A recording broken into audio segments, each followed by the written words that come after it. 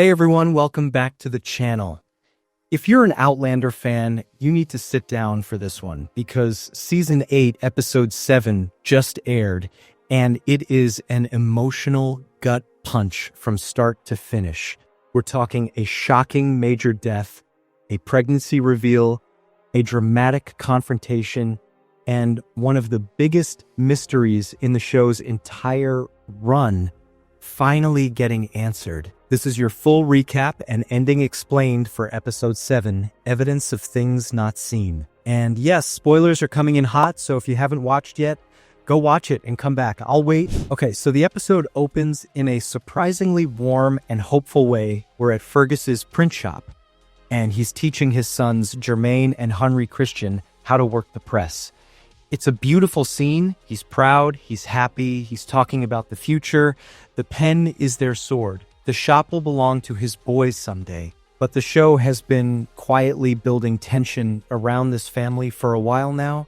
Hostile townspeople, anonymous threatening letters shoved through their door. Someone even throws a tomato at Marsali in the street. The message is clear. Not everyone appreciates a printer who tells the truth in wartime. Still, Fergus and Marsali seem unbothered. There's even a sweet, lighthearted moment between them before everything falls apart. And then, nighttime. Smoke. Fire. The print shop is burning. Marsali gets the girls out. Fergus races to the roof where his boys had been stargazing. He comes up with a plan, ties a rope around Jermaine, has Henry Christian hold on tight, and tries to lower them both down with a pulley. Henry Christian slips. He falls. And here's the thing. In Diana Gabaldon's books, this is where Henry Christian dies. But Roger is there, and he catches him. One life saved. And then the roof collapses. Fergus falls into the fire, and he's gone. Miles away, Jamie jolts awake. He doesn't know what happened. He just tells Claire he has a terrible feeling something is wrong. He was right. Marsali and Brianna's scene after the fire is devastating. Marsali is just sitting on the floor in the dark, watching her kids sleep, terrified to let them out of her sight. Brianna sits beside her, pulls her close, and just lets her cry. Marsali says she doesn't even know who she is without Fergus anymore, and Brianna has no words to fix that, so she doesn't try. The two of them just hold each other. The next morning, Marsali starts thinking about the future. Brianna gently brings up the option Percy offered. Since Jermaine is now the legitimate heir, there might be a path forward there. Marsali isn't ready to decide yet, but first things first, she needs to bring Fergus home and lay him to rest. Back at Fraser's Ridge, Jamie builds his son a coffin, and while he's working, the grief just breaks through him. He's interrupted by Fanny, who takes his hand and leads him to a cairn she's built.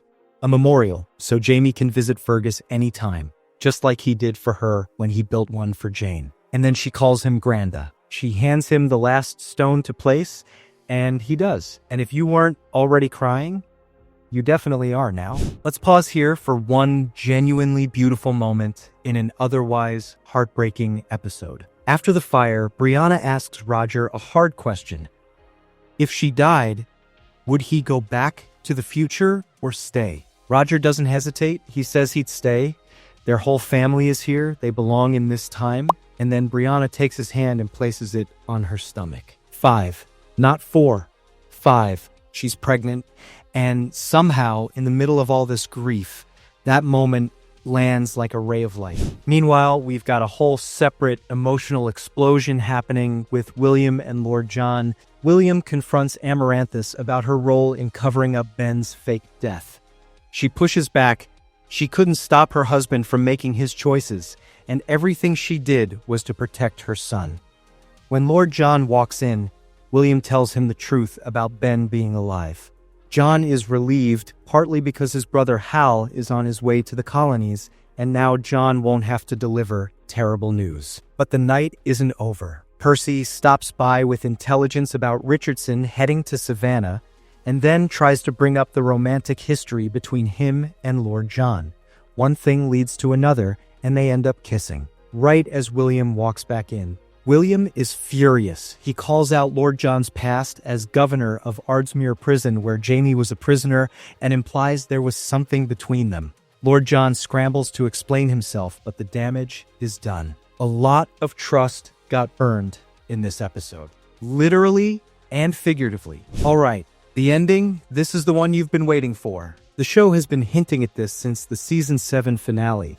The possibility that Faith, Claire, and Jamie's daughter, who was believed to be stillborn in Paris in 1744, might have actually survived. And in the final moments of this episode, we get our answer. Yes, she survived. We flash back to 1744 Paris. Master Raymond, the mysterious apothecary who has always had a supernatural quality about him, takes the baby and entrusts her to a lacemaker. He teaches the lacemaker a song, he makes sure the child will be cared for, and that baby grew up, had children, had grandchildren. Fanny, the young woman Jamie and Claire have taken in, the one who has woven herself into their family, is the biological daughter they believed they had lost. Their daughter, their granddaughter of the heart. Master Raymond didn't act out of malice. He needed to flee Paris quickly and didn't have the chance to tell Claire what he'd done. By the time the lacemaker pieced together who Lady Brock Turok was, Jamie and Claire had already left France.